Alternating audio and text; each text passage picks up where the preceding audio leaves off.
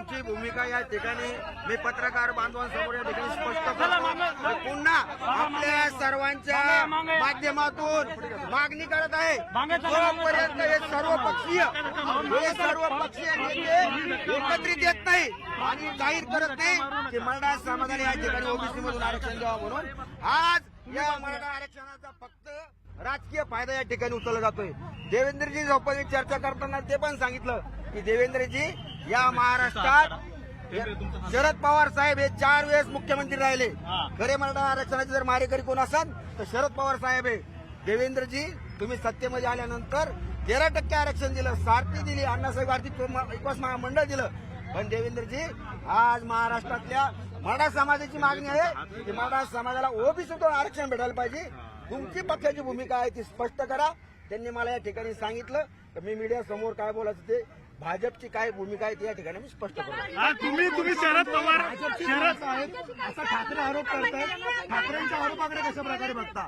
भाजपचे ठाकरे म्हणतात भाजपचेच आंदोलक आहेत. आता मला सांगा, त्या दिवशी आम्ही कुठे गेलो मातोश्रीवरती, काय सांगितलं का हे आले भाजपचे. आता आम्ही कोणाकडे आलो देवेंद्रजींकडे, उद्या जाणार एकनाथ शिंदे साहेबांकडे. आमच्या या आंदोलनाचा शेवट शरद पवार यांच्या घरावर होणार आहे. त्यामुळं कोणाला काय आरोप करायचे करू द्या. या महाराष्ट्रातल्या तमाम मराठा बांधवांना मी विनंती करतोय आणि सांगितलोय का मराठा समाजाच्या आरक्षणाचा राजकीय फायदा या ठिकाणी उचलला जात आहे. सगळ्या राजकीय पक्षांनी मराठा समाजाला ओबीसी मधून आरक्षण द्यावं. कारण मराठा क्रांती ठोक मोर्चाने कोणतं आंदोलन घेतलं हातामध्ये? जवाब दो मराठा समाजाला ओबीसी मधून आरक्षण भेटावं. अहो आता मला बरं जरांगे पाटील म्हणतात त्यांच्याशी माझी काही संबंध नाही. मी काय मागणी केली आहे?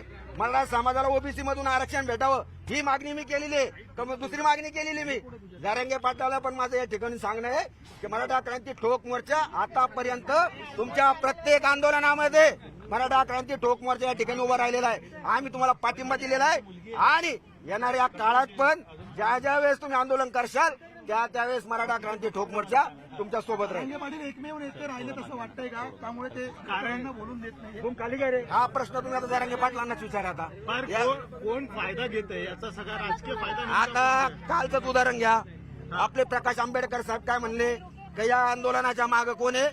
शरद पवार. काय म्हणले बरं का? काय बोलले का या आंदोलनाच्या मागे प्रकाश आंबेडकर बोलले का या आंदोलनाच्या मागे शरद पवार साहेब आहे. बरं का? मातोश्रीवर आम्ही आंदोलन करायला गेलो, अंबादास दानवे काय म्हणले का यांच्या पाठीमागे भाजप आहे.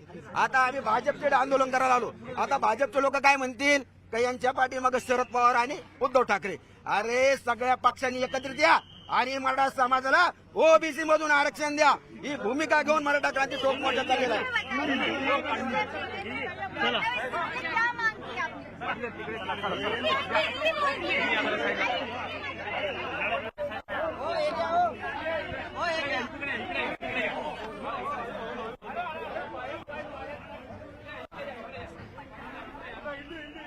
भाजपचे नेते आणि राज्याचे उपमुख्यमंत्री देवेंद्र फडणवीस यांची भेट घेण्यात आली. केरे पाटील यांच्यासोबत त्यांचे काही सहकारी बरोबर होते आणि त्यांनी माध्यमांना सांगितलं की आमची भूमिका आम्ही मांडली, ओबीसीतूनच मराठ्यांना आरक्षण द्या अशी आपली भूमिका असल्याचं म्हटलं.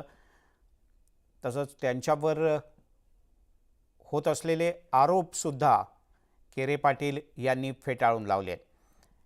सुरुवात उद्धव ठाकरे यांच्या घराबाहेरच्या आंदोलनापासून केली. आज फडणवीस यांच्या घराबाहेर आंदोलन केलं. उद्याला एकनाथ शिंदे राज्याचे मुख्यमंत्री त्यांच्या घराच्या इथे आंदोलन करणार असल्याचंही केरे पाटील यांनी म्हटलं आणि यानंतर